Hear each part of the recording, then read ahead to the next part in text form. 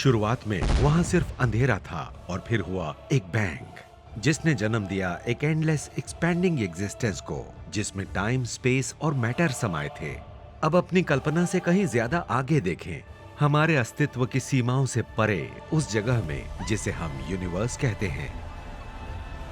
वहां शायद और भी वर्ल्ड्स हो सकते हैं, एक यूनिवर्स से निकलते दूसरे यूनिवर्स, जहां हमारे सोलर सिस्टम, हमारे अर्थ और हम में से हर एक की हूबहू नकल मौजूद हो सकती है। लगभग एक जैसा हो या शायद थोड़ा अलग। लेकिन ये दूसरे यूनिवर्स आखिर है कहां? हम इन्हें देख क्यों नहीं पाते? क्योंकि हम अलग डायमेंशन में हैं। क्या ये सच हो सकता है? अगर एक खास साइज और शेप के एक्स्ट्रा डायमेंशंस मौजूद हैं, तो ये एक्सपेरिमेंट उन्हें ढूंढ निकालेगा। सवाल ये नहीं कि क्या वो मौजूद हैं, बल्कि ये है कि वहाँ इनकी 1, 2, 3 या 4 अलग अलग किस्में हैं।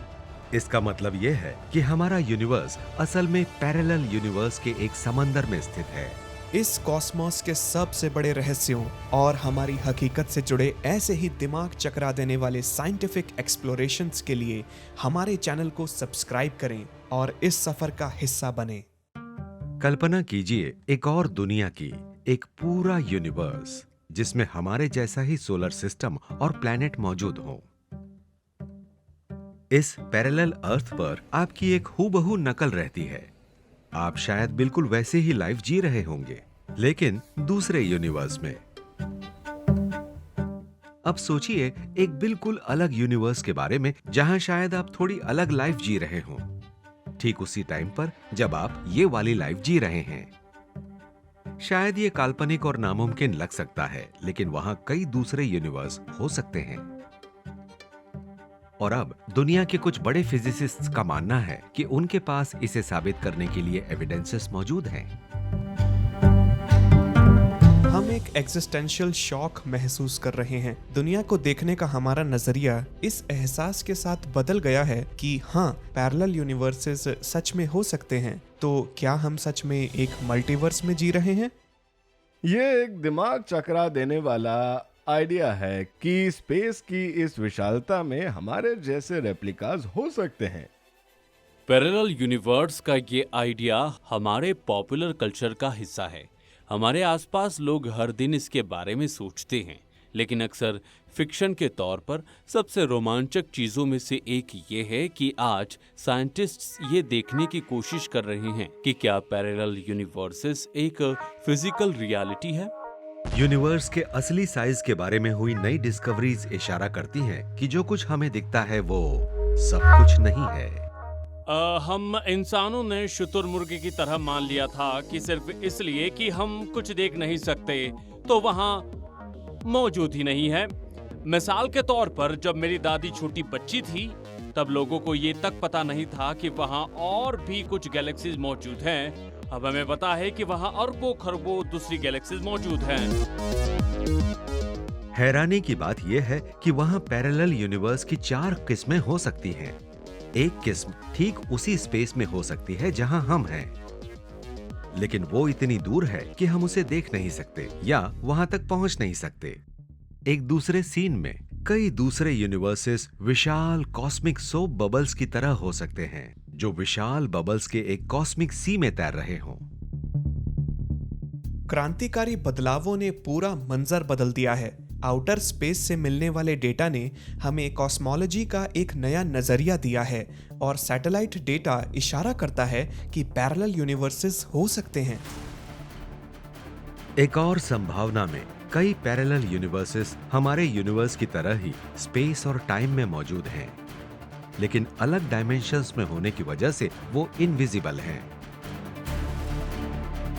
एक और संभावना में फिजिक्स के सभी लॉज अलग हैं, इसीलिए वहां सब कुछ बिल्कुल अलग दिखता है। स्ट्रिंग थ्योरीज नाम की नई थ्योरीज हमें हायर डायमेंशंस के वर्ल्ड के बारे में बता रही हैं।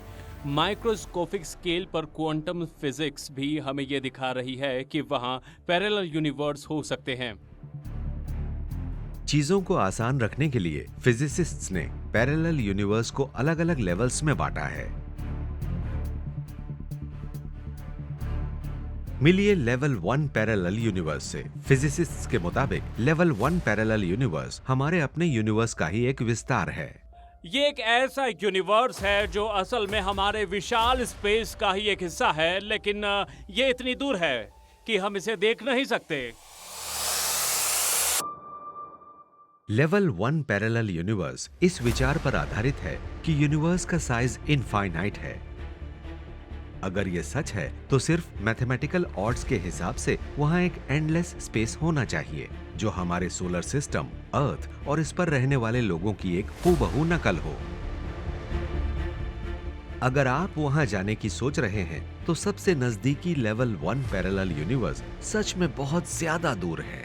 मोटे तौर पर कहें तो आपको गूगल प्लेक्स यार्ड्स दूर जाना होगा, जहां एक गूगल का मतलब एक के पीछे 100 जीरोज हैं और एक गूगल प्लेक्स का मतलब एक के पीछे गूगल जीरोज हैं।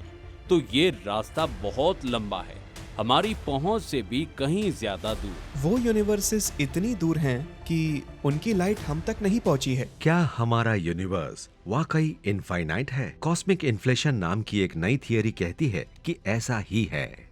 हमारा मानना है कि ये बहुत ही छोटी स्थिति में पैदा हुआ था और फिर वहाँ एक तरह की अजीब एनर्जी पैदा हुई जिसने इसे जबरदस्त तरीके से फैला दिया। ये बस अचानक से फैल गया। इन्फ्लेशन समझाता है कि कैसे हमारा यूनिवर्स अपनी शुरुआत के बाद अचानक इतने बड़े पैमाने पर बढ़ा। स्पेस को इतना बड़ा बनाने के पीछे हमारे पास जो सबसे बेहतरीन थ्योरी है वो इन्फ्लेशन की थ्योरी है। कहती है कि स्पेस सिर्फ बड़ा या विशाल नहीं है, बल्कि ये सच में इनफाइनाइट है। ये हमेशा के लिए चलता जाता है, जिसका मतलब है कि वहाँ सिर्फ 1, 2 या 3 नहीं, बल्कि हमारे यूनिवर्स जितने ही बड़े स्पेस के अनगिनत दूसरे हिस्से मौजूद हैं। यहाँ तक कि जिस यूनिवर्स को हम जानते हैं वो भी बहुत विशाल है। जब हम इंटरगैलेक्टिक स्पेस में इस तरह उड़ते हैं तो यहाँ दिखने वाला हर छोटा धब्बा एक गैलेक्सी हो सकता है, जिसमें अरबों खरबों स्टार्स और उनके चारों ओर सोलर सिस्टम्स हो सकते हैं। और इसी तरह सब चलता रहता है। तो वहाँ बस इतनी बड़ी तादाद में दूसरे स्पेसेस मौजूद हैं जिन्हें हम देख नहीं सकते। और अभी और भी है। हमारा मानना है कि वहाँ लेवल 1 यूनिवर्स की एक बहुत बड़ी, शायद एक इन्फिनिट नंबर हो सकती है। ये विचार कॉस्मिक की एक बिल्कुल नई परिभाषा की ओर ले जा रहा है। हम इसे यूनिवर्स कहते थे। यूनि यानी एक, यानी वन वर्ल्ड की थ्योरी। वो सब कुछ जो मौजूद है, जो कुछ हम देख सकते हैं, वो यूनिवर्स है। लेकिन अब हमारे पास मल्टीवर्स का आइडिया है, जहां अनदेखे वर्ल्ड्स हैं, ऐसे वर्ल्ड्स जिन्हें हम देख नहीं सकते, वर्ल्ड्स जिन्हें हम छू नहीं सकते। अगर ये थियरी सही है तो इसके नतीजे हैरान करने वाले होंगे। इस इन्फिनाइट यूनिवर्स के अंदर शायद आपके पास सोलर सिस्टम और प्लैनेट अर्थ की दूसरी कॉपीज मौजूद हो। और असली चौंकाने वाली बात तो ये है। और फिर आपकी और हर किसी की एक कॉपी कहीं ना कहीं मौजूद है।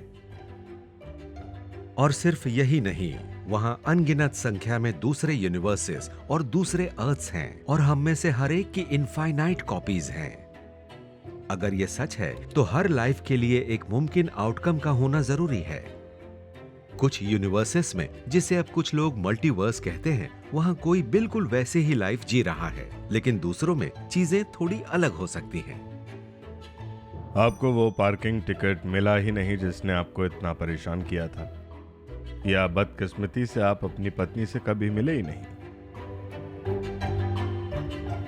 कुछ भी जो फिजिकली पॉसिबल है वो असल में किसी न किसी पैरेलल यूनिवर्स में जरूर होता है। इसका मतलब है कि एक यूनिवर्स में एल्विस प्रेस्ली अभी भी जिंदा है। एक दूसरे लेवल 1 यूनिवर्स में जॉर्ज डब्ल्यू बुश शायद बेसबॉल कमिश्नर हैं। शायद इनमें से कुछ यूनिवर्सेस में हमारा वजूद ही नहीं हो। इसके इम्प्लीकेशंस हैरान करने वाले हैं। और अगर यूनिवर्स इनफाइनाइट है और इस इनफाइनाइट मल्टीवर्स में सच में ये सभी लेवल 1 यूनिवर्सेस हैं, तो वो सभी दूसरी पॉसिबिलिटीज कहीं ना कहीं सच में हुई हैं। टेक्निकली यूनिवर्स के सच में इनफाइनाइट होने के कुछ मैथमेटिकल तरीके हैं, लेकिन बुनियादी तौर पर इसका फ्लैट होना जरूरी है। यूनिवर्स पूरी तरह से फ्लैट लगता है, जिसका मतलब है कि या तो यूनिवर्स फ्लैट है या फिर इतना मामूली कर्व्ड है कि हम इसे देख नहीं सकते। इस केस में यूनिवर्स अंततः वापस खुद पर ही मुड़ जाएगा और एक हाइपर स्फीयर बनाएगा। तब इसका साइज और वॉल्यूम इनफाइनाइट होगा, न कि फ्लैट और इनफाइनाइट। इसे देखने का एक और तरीका यह है कि यूनिवर्स शायद इतनी तेजी से और इतना विशाल इन्फ्लेट हुआ है कि ये सिर्फ फ्लैट दिखता है। एक विशाल बलून पर चलने वाले किसी कीड़े के बारे में सोचें। बलून जितना बड़ा होगा, चीजें उतनी ही फ्लैट होती जाएंगी। कीड़ा किसी भी डायरेक्शन में चले वो यही कहेगा। खैर, मेरे लिए तो ये यूनिवर्स एकदम फ्लैट है, लेकिन दूर से देखने पर हम देख सकते हैं कि ये कीड़ा एक विशाल बलून पर चल रहा है। लेकिन अब एक अद्भुत नया tool, the Wilkinson microwave anisotropy probe या WMAP, सब कुछ बदल रहा है। कुछ का कहना है कि ये शानदार इमेजेस यूनिवर्स के असली शेप का खुलासा करती हैं। हमारे पास यहाँ यूनिवर्स की बेबी पिक्चर है कि ये कैसा दिखता था जब इसकी उम्र सिर्फ 4 लाख ईयर्स थी। हम टाइम में इतने पीछे देख रहे हैं कि तब गैलेक्सीज बनी भी नहीं थी। वहाँ सिर्फ बेजान गैस थी जो वक्त के साथ गैलेक्सीज, स्टार्स और प्लैनेट्स में बदल गई। WMAP सृष्टि के शुरुआती संकेतों को देख रहा है। ऑफिशियली इसका काम बिग बैंग से बची हुई रेडिएशन को मापना है, लेकिन अब कुछ वैज्ञानिकों ने यूनिवर्स के पूरे शेप का हिसाब लगाने के लिए एक एक्सपेरिमेंट तैयार किया है।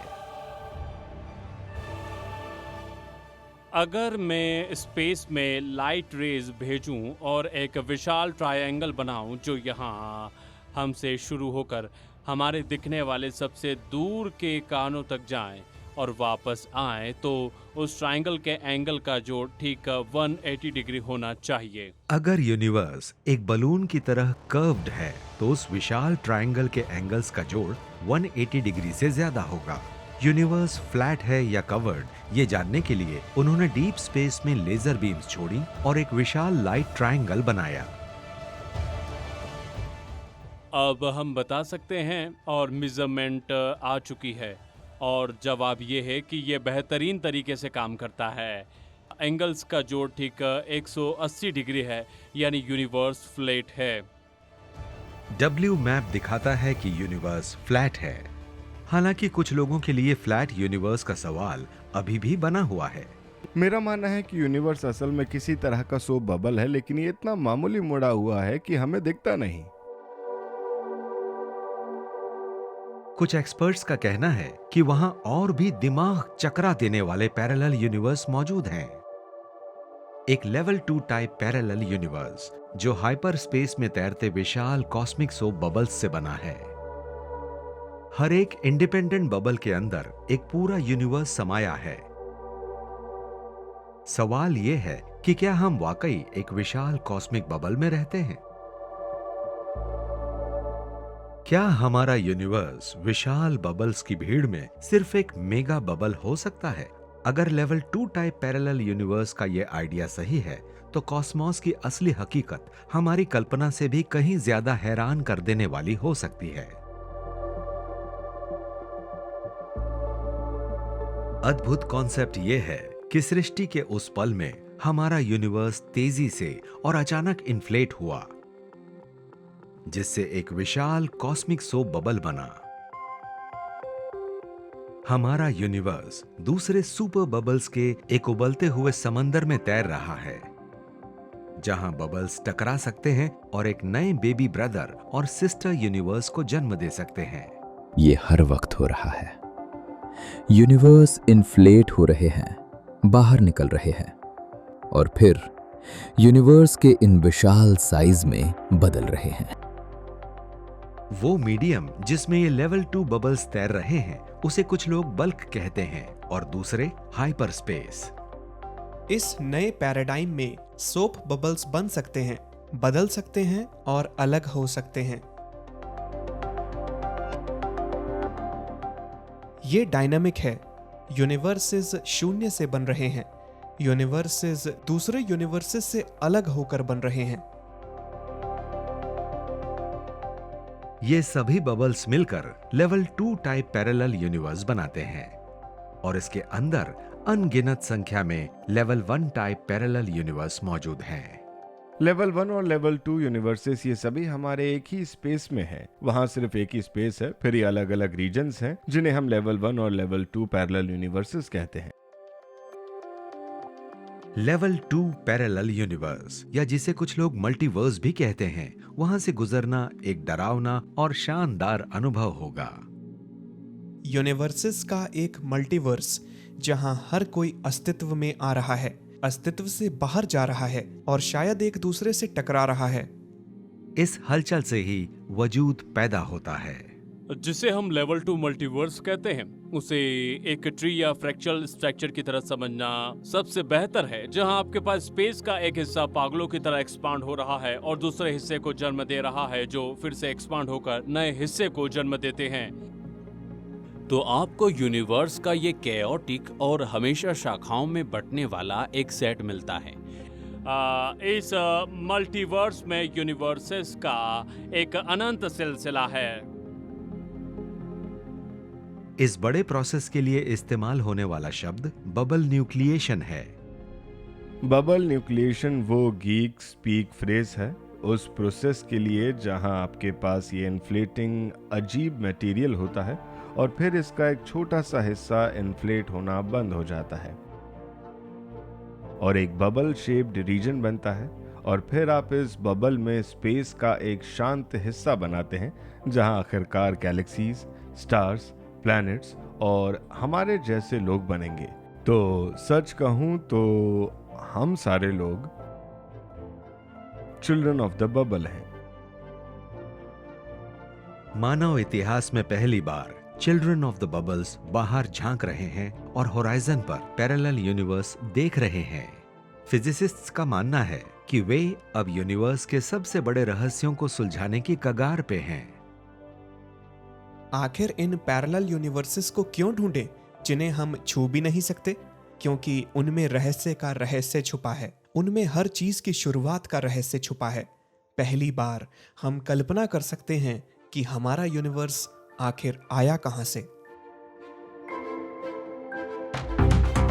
शायद जब हमारा यूनिवर्स वजूद में आया तो वो किसी दूसरे पैरेलल यूनिवर्स से टकराया था या शायद किसी दूसरे यूनिवर्स से अलग होकर बना था। ये आज के मॉडर्न रिसर्च का हिस्सा है, pre big bang physics, genesis से पहले की फिजिक्स। लेकिन एक समस्या है। दशकों से वैज्ञानिक एक ऐसी थियरी ऑफ एवरीथिंग की तलाश में है जो सब कुछ समझा सके, जो आइंस्टाइन की जनरल रिलेटिविटी की थियरी को जोड़ सके, जो बताती है कि बड़े स्केल्स पर ग्रेविटी कैसे काम करती है, क्वांटम फिजिक्स के साथ जो सबसे छोटे मैटर का विज्ञान है।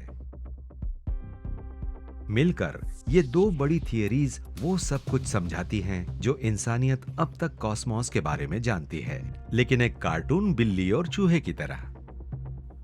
ये एक दूसरे के खिलाफ हैं। ये दो थ्योरीज एक दूसरे को पसंद नहीं करती।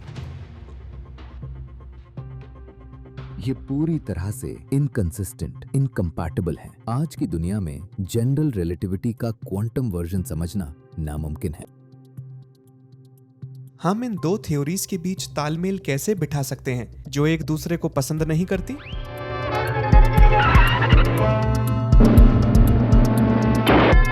इन्हें साथ लाने से आपको एक थ्योरी ऑफ एवरीथिंग मिलेगी, उस मायने में कि यही वो इंग्रेडिएंट्स हैं जिनकी आपको जरूरत होगी बिग बैंग को समझने के लिए और यूनिवर्स की शुरुआत को समझने के लिए।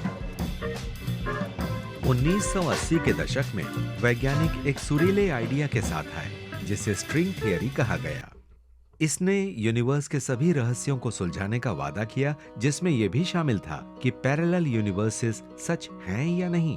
आइडिया यह है कि सभी पार्टिकल्स ठोस पॉइंट्स या डॉट्स नहीं हैं जैसा कि विज्ञान कहता था।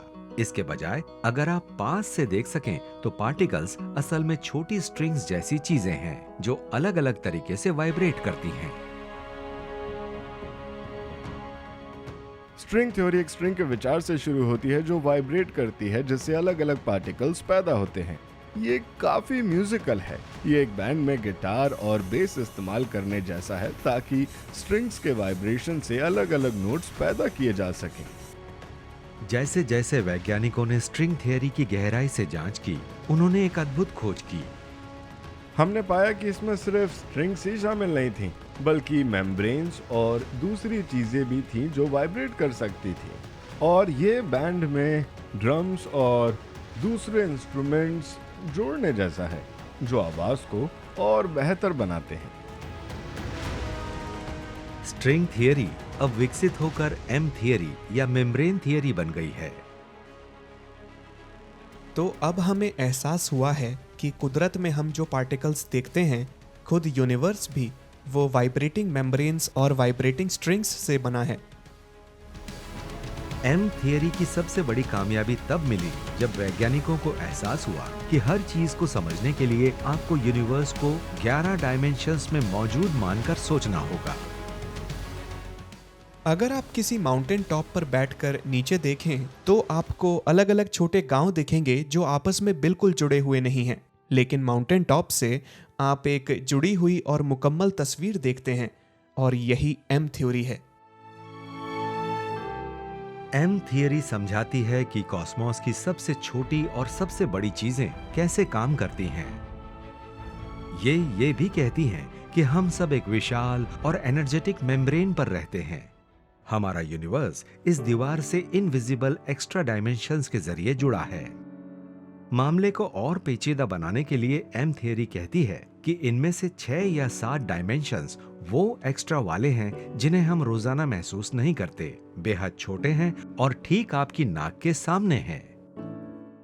यहाँ से गुजरने वाले इन लोगों के किसी भी एक पॉइंट पर आप एक पॉइंट चुनें, उस पॉइंट पर 6 या 7 बेहद छोटे कर्ल्ड अप डायमेंशंस होंगे जिन्हें आप देख नहीं पाते।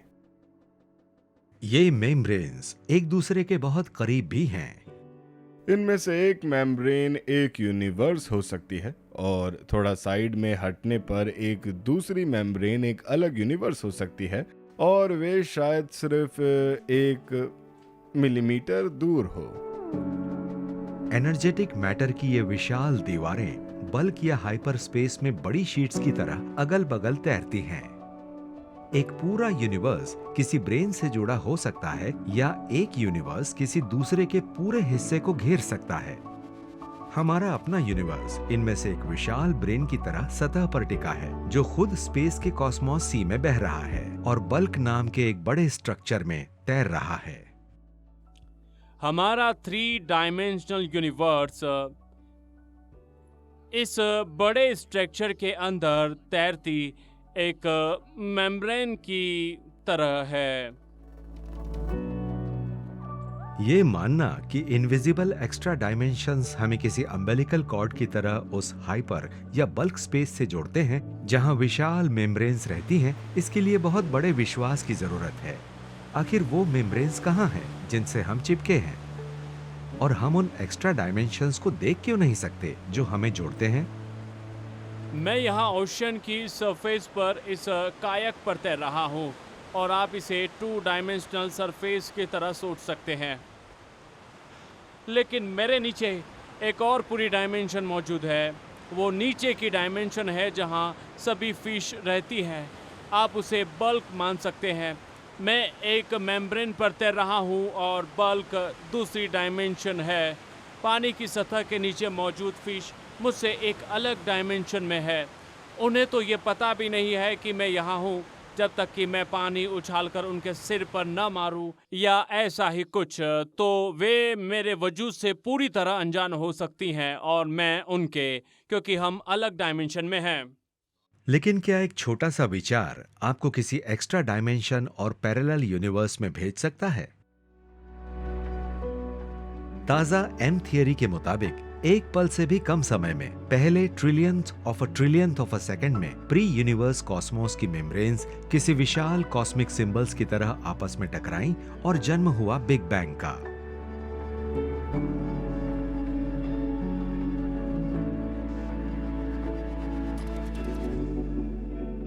लगभग 13.7 बिलियन ईयर्स में प्राइमोर्डियल मैटर के एक विशाल एक्सपैंडिंग बबल ने उस यूनिवर्स का रूप ले लिया जिसे आज हम जानते हैं। क्या टकराती हुई मेम्ब्रेन्स पैरेलल यूनिवर्स भी बना सकती हैं? अगर ये एक बार हुआ तो ये बार बार और बार बार हो सकता है। तो मुमकिन है कि ब्रेन्स के आपस में टकराकर यूनिवर्सेस पैदा करने का एक कंटिन्यूअस साइकिल चल रहा है जो कभी नहीं रुकता।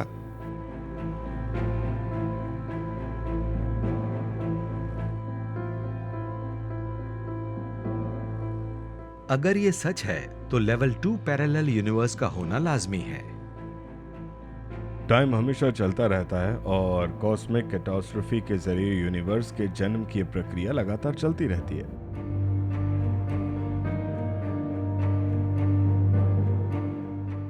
लेवल 3 टाइप में पैरेलल यूनिवर्स बनने का एक और भी हैरान करने वाला तरीका है। यहां ये ऐसे काम करता है। लेवल 1 और लेवल 2 दोनों तरह के यूनिवर्स में रेप्लिका यूनिवर्सेस हमसे यहां और अभी टाइम और स्पेस के जरिए अलग हैं। लेकिन लेवल 3 पैरेलल यूनिवर्स में हमारी ये कॉपियां यही हैं, इसी वक्त बिल्कुल एक ही स्पेस और टाइम में रह रही हैं। वे हमसे सिर्फ इसलिए अलग हैं क्योंकि वे इसी स्पेस की एक अलग डायमेंशन में हैं और हमारे दिमाग को घुमाने के लिए उनकी संख्या इनफाइनाइट है। अगर ये सच है तो इस विवादित मैनी वर्ल्ड्स कॉन्सेप्ट के नतीजे बहुत बड़े हैं।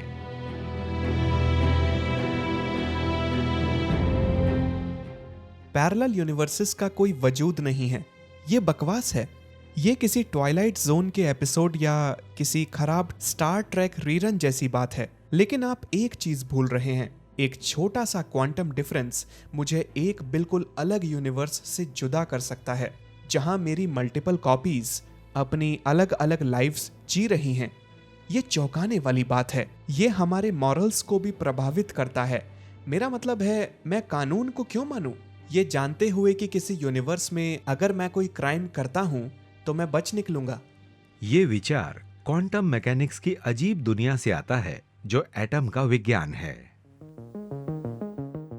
इस विचित्र एटॉमिक वर्ल्ड में हमारे पास इलेक्ट्रॉन्स हैं जो सचमुच डिसअपियर हो जाते हैं, कहीं और रीअपियर होते हैं। इलेक्ट्रॉन्स जो एक ही वक्त पर मल्टीपल प्लेसेस पर हो सकते हैं। ये हैरान करने वाला quantum mechanical phenomenon Heisenberg uncertainty principle में दर्ज है।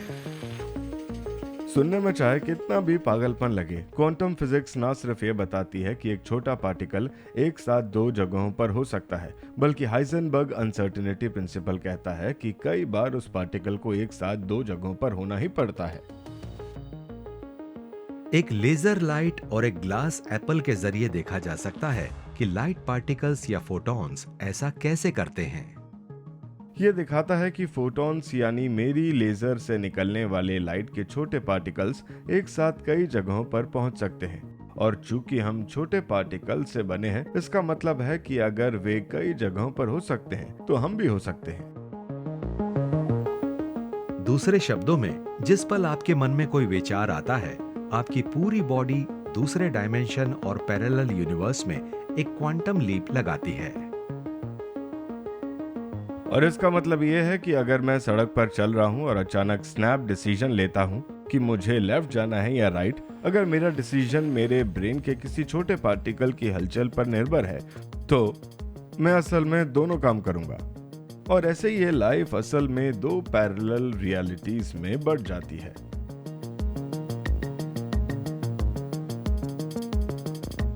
लेवल 3 टाइप पैरेलल यूनिवर्स में एक कैट की भी 9 से कहीं ज्यादा जिंदगियां हो सकती हैं। मुश्किल यह है कि इनमें से कुछ वर्ल्ड्स में कैट शायद डेड हो सकती है और साथ ही दूसरे पैरेलल यूनिवर्स में वही कैट जिंदा और सलामत हो सकती है। पर भला एक ही वक्त में एक डेड कैट और एक लाइव कैट कैसे हो सकती हैं? क्योंकि यूनिवर्स दो हिस्सों में बट जाता है। एक यूनिवर्स में हमारे पास डेड कैट है और दूसरे यूनिवर्स में लाइव कैट। इसकी आदत डाल लीजिए।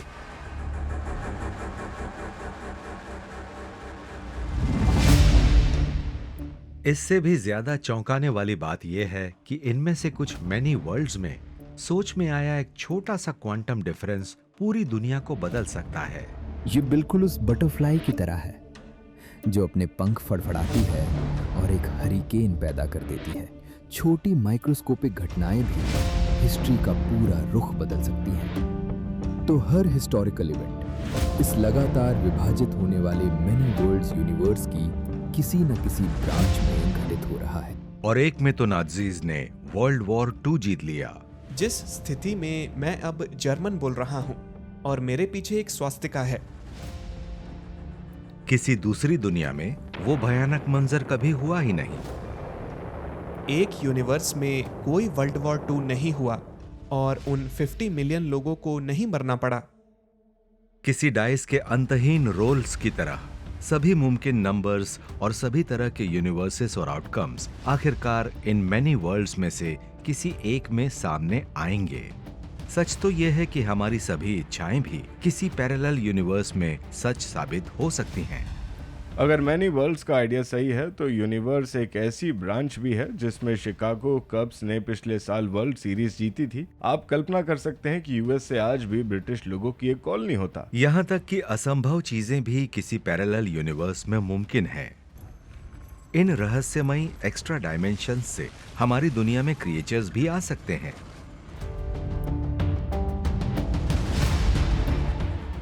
सुनने में चाहे कितना भी दिमाग चकरा देने वाला लगे, जब बात पैरेलल यूनिवर्स की अद्भुत दुनिया की आती है तो जो कुछ भी हो सकता है वो किसी और यूनिवर्स में हो चुका है या हो रहा है या होगा, किसी और डायमेंशन, स्पेस और टाइम में।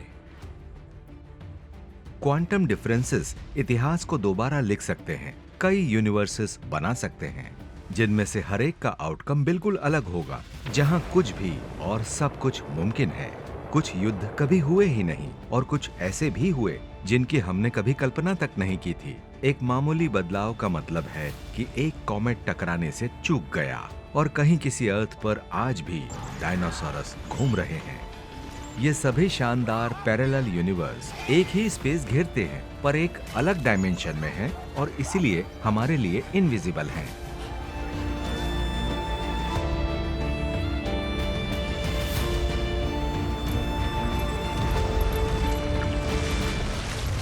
जब आप आराम से टीवी देख रहे होते हैं तब भी आपके चारों ओर अदृश्य वर्ल्ड्स की हलचल हो सकती है। ये पैरेलल यूनिवर्सेस आपके लिविंग रूम में ही हैं। इसका मतलब है कि आपके लिविंग रूम में डायनासोर्स मौजूद हैं। आप उन्हें सुन नहीं सकते, आप उन डायनासोर्स को देख नहीं सकते जो आपके लिविंग रूम में दौड़ लगा रहे हैं, लेकिन वो वहीं हैं। वो क्वांटम प्रिंसिपल जो हर इंसान के कई वर्जन्स बना सकता है, वो पूरे यूनिवर्सेस भी बना सकता है। यूनिवर्स एक वक्त पर असल में एक इलेक्ट्रॉन से भी छोटा था। अगर ये सच है और अगर इलेक्ट्रॉन्स एक ही टाइम पर कई जगहों पर पैरेलल स्टेट्स में रह सकते हैं तो इसका मतलब है कि यूनिवर्स भी पैरेलल स्टेट्स में मौजूद है। इससे आपको पैरेलल यूनिवर्सेस मिलना तय है, कोई और विकल्प नहीं है।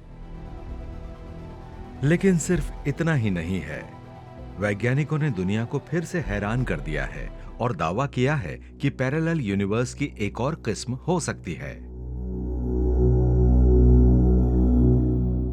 ये लेवल 4 टाइप या तो क्वांटम फ्लक्चुएशंस से बनते हैं या ब्रेन्स के टकराने से, और जो बनता है वो पूरी तरह अलग है। इस तरह के पैरेलल यूनिवर्स में सारे पुराने नियम बेकार हो जाते हैं। असल में हो सकता है कि रियलिटी को समझने वाली मैथमेटिक्स और फिजिक्स हमारी यूनिवर्स से बिल्कुल अलग हो।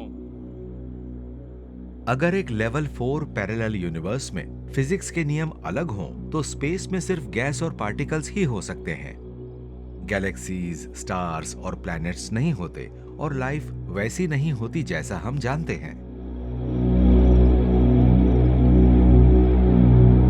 ये दिखाने के लिए कि किसी भी तरह का पैरेलल यूनिवर्स लेवल 1, 2, 3 या 4 सच में मौजूद है, एक्सपर्ट्स को सबूत ढूंढने होंगे, चाहे वो बड़े हों, छोटे हों या अदृश्य हों। वैज्ञानिकों को उन एक्स्ट्रा डायमेंशंस के ठोस संकेत ढूंढने होंगे जो शायद हमें इन दूसरी दुनियाओं से जोड़ते हैं। आज इसे करने के लिए इलिनॉइस के फर्मी लैब में फिजिसिस्ट्स असाधारण एक्सपेरिमेंट्स कर रहे हैं, इस उम्मीद में कि किसी भी तरह का पैरेलल यूनिवर्स सच में वहां मौजूद है। पहली बार फर्मी लैब के ट्रेवेटॉन जैसे पार्टिकल कोलाइडर्स में असली और शानदार एक्सपेरिमेंट्स हो रहे हैं। इस वक्त ये डिटेक्टर एक्स्ट्रा डायमेंशंस के सबूत तलाश रहा है। अगर एक खास साइज और शेप के एक्स्ट्रा डायमेंशंस मौजूद हैं तो ये एक्सपेरिमेंट उन्हें ढूंढ लेगा। एक्स्ट्रा डायमेंशंस को खोजने का सबसे अच्छा मौका माइक्रोस्कोपिक पार्टिकल्स को सुपर स्पीड्स पर टकराने से मिलता है। इस तलाश में सबसे बड़ा सुराग ग्रेविटी है।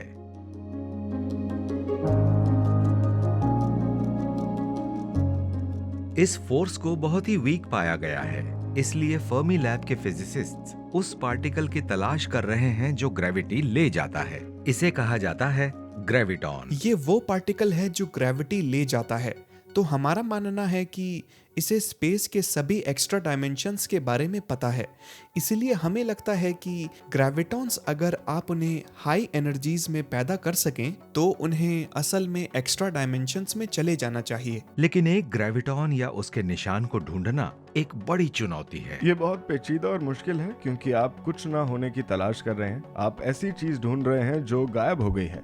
अभी रेट क्या है? ये बहुत ही दुर्लभ है कि आप कोई एक्सोटिक पार्टिकल बनाएं, इसलिए हमें उन्हें अरबों बार टकराना पड़ता है ताकि वो दुर्लभ पल मिल सके जहां आप ऐसा पार्टिकल बनाएं जो एक्स्ट्रा डायमेंशंस में गायब हो जाए। टेवेट्रॉन कोलाइडर बेहद छोटे प्रोटॉन्स और एंटी प्रोटॉन्स को बहुत तेज रफ्तार पर छोड़ता है, जो स्पीड ऑफ लाइट से थोड़ा ही कम होती है, एक 4 माइल लंबी स्टील रिंग के चारों ओर, ताकि संवेदनशील एक्सपेरिमेंट्स को बाहरी शोर से बचाया जा सके और सुरक्षा भी हो। कोलिजन रिंग जमीन के काफी नीचे स्थित है। हम हाई एनर्जी प्रोटॉन्स की बीम लेते हैं जो रिंग की एक तरफ घूमती है और हाई एनर्जी एंटी प्रोटॉन्स की बीम जो रिंग के दूसरी तरफ घूमती है, और फिर रिंग में 2 जगहों पर हम उन्हें आपस में टकराते हैं। ये जोरदार टक्कर पार्टिकल्स को खत्म कर देती है और प्योर एनर्जी का एक गुब्बारा बनाती है। विचार ये है कि शायद हम ऐसे नए पार्टिकल्स बना सकें जो एक्स्ट्रा डायमेंशंस में गायब हो जाएं। अगर कुछ नहीं होता तो वैज्ञानिकों को कैसे पता चलेगा कि एक ग्रेविटॉन किसी एक्स्ट्रा डायमेंशन में चला गया है? इसे बताने का तरीका यह है कि आप टक्कर में जो कुछ भी हुआ उसे फिर से जोड़ें और फिर कहें यहाँ कुछ एनर्जी और मोमेंटम गायब है, इसलिए हम इसे मिसिंग एनर्जी सर्च कहते हैं। इसमें सालों लग सकते हैं और अरबों टक्करों के बाद ही हायर डायमेंशंस मिलेंगे। अगर एक्स्ट्रा डायमेंशन वहां है तो इसका मतलब ये है कि यूनिवर्स हमारी कल्पना से कहीं ज्यादा बड़ा और अजीब है। लेकिन अगर ऐसा होता है तो ये पक्का सबूत होगा कि पैरेलल वर्ल्ड्स मौजूद हैं। तब सवाल ये होगा कि हम वहां कैसे पहुंचे।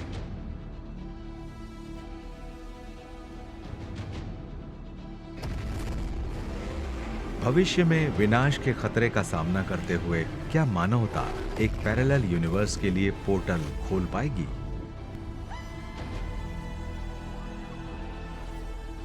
पैरेलल यूनिवर्स सिर्फ भौतिकविदों द्वारा विज्ञान और फिक्शन को जोड़ने के लिए सोचा गया कोई काल्पनिक आइडिया नहीं है। अगर आखिरकार इनका होना साबित हो जाता है तो दूर भविष्य में इनका एक बहुत जरूरी प्रैक्टिकल इस्तेमाल हो सकता है। दूसरी दुनिया के लिए एक सुरंग ढूंढना किसी दिन मानवता को बचा सकता है। अब से अरबों साल बाद हमारी धरती खत्म हो जाएगी। एक्सपर्ट्स कहते हैं कि सब कुछ या तो बिग क्रंच में खत्म होगा या बिग फ्रीज में। अगर यह साबित हो जाए कि दूसरे यूनिवर्सेस मौजूद हैं, तो वे एक ही तरह की कॉस्मिक लाइफ बोट बन सकते हैं। दूसरी दुनिया का रास्ता ही आने वाली पीढ़ी के लिए बचने की इकलौती उम्मीद होगी। सवाल यह है कि क्या हम वहां जाने का रास्ता ढूंढ सकते हैं? हमारे यूनिवर्स से दूसरे यूनिवर्स में जाने का एक तरीका वर्म होल से होकर गुजरना है, एक ब्रिज जो 2 यूनिवर्स को जोड़ता है। जैसे शहर में किसी सबवे सिस्टम या ट्रेन में सवार होकर इस सुरंग से किसी दूसरी जगह जाना।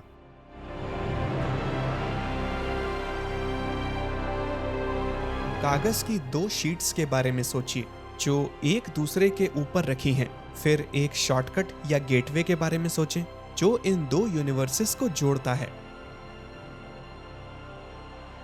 ये अनोखा आइडिया 1935 में पहली बार महान अल्बर्ट आइंस्टाइन और उनके स्टूडेंट नेथन रोजन ने दिया था। दो जुड़े हुए ब्लैक होल्स का रास्ता किसी को सबवे ट्रेन के पैसेंजर की तरह तेजी से एक दूसरे स्पेस और टाइम में ले जा सकता है, और ये तब काम कर सकता है अगर यूनिवर्स असल में एक इनफाइनाइट मल्टीवर्स हो।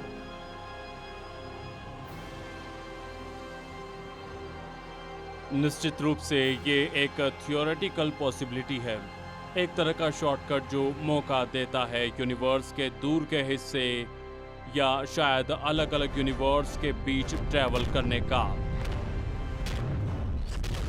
वर्म होल से गुजरने में कई तरह की समस्याएं हैं, लेकिन एक चुनौती सबसे बड़ी है। जब आइंस्टाइन ने हमारी इक्वेशंस में वर्म होल के बारे में बताया तो उन्हें नहीं लगा था कि कोई भी इनसे कभी गुजर पाएगा, क्योंकि इस प्रोसेस के दौरान आपकी मौत हो जाएगी। भले ही ये नामुमकिन लगे, पर एक्सपर्ट्स का मानना है कि वर्म होल से ट्रैवल करने का एक तरीका हो सकता है, और जिंदा रहने का भी। थ्योरी के हिसाब से आप सीधे दूसरे पैरेलल यूनिवर्स में जा सकते हैं। अगर आप फिर से गुजरते हैं तो आप एक और पैरेलल यूनिवर्स में पहुंच जाएंगे, और अगर आप बार बार ऐसा करते हैं तो आप कई पैरेलल यूनिवर्सेस में पहुंचेंगे। ये किसी एलिवेटर में जाकर अप बटन दबाने जैसा है। हर फ्लोर एक यूनिवर्स की तरह दिखता है। एक बार फिर मुश्किल है, पर बड़ी है। एक समस्या ये है कि आपको नहीं पता कि आप कहां पहुंचेंगे। आप किसी स्टार या किसी प्लैनेट के बीच में पहुंच सकते हैं। हो सकता है कि इंसानों के लिए किसी पैरेलल यूनिवर्स के पोर्टल से गुजरना नामुमकिन हो, लेकिन मानवता को बचाने का एक और तरीका हो सकता है। अगर गेटवे बहुत छोटा है, जैसे एटॉमिक साइज का, तो शायद हमें एक सीड या नैनोबॉट या एक माइक्रोस्कोपिक रोबोट उस गेटवे से भेजना चाहिए जिसमें डीएनए और वो सारी जरूरी जानकारी हो, ताकि यूनिवर्स की दूसरी तरफ एक नई सभ्यता बसाई जा सके। कुदरत में भी ऐसा हो सकता है। एक पेड़ के बारे में सोचें। पेड़ एक सीड बनाता है। उस सीड में डीएनए होता है जिसे वो हर तरफ फैला देता है ताकि एक नया पेड़ बन सके। आइडिया यह है कि अगर भविष्य की कोई एडवांस्ड सभ्यता काफी हाई एनर्जी लेजर बीम्स जुटा सके, तो वे थियरी के हिसाब से स्पेस टाइम के फैब्रिक में छेद कर सकते हैं।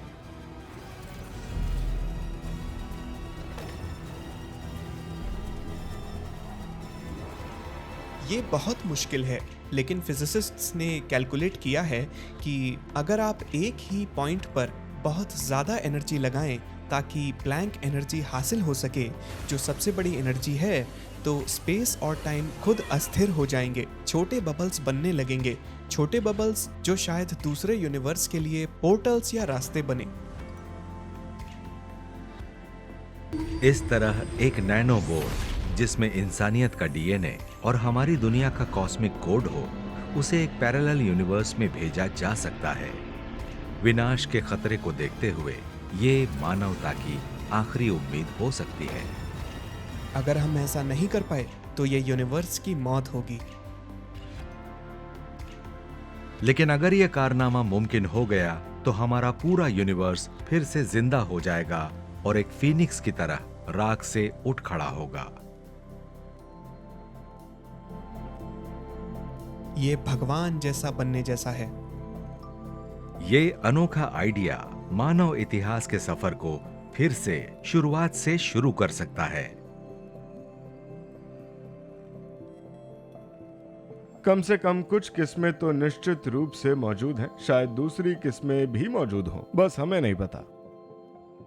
हम बस नहीं जानते। शायद तभी हमें यकीन होगा कि पैरेलल यूनिवर्स वाकई हैं।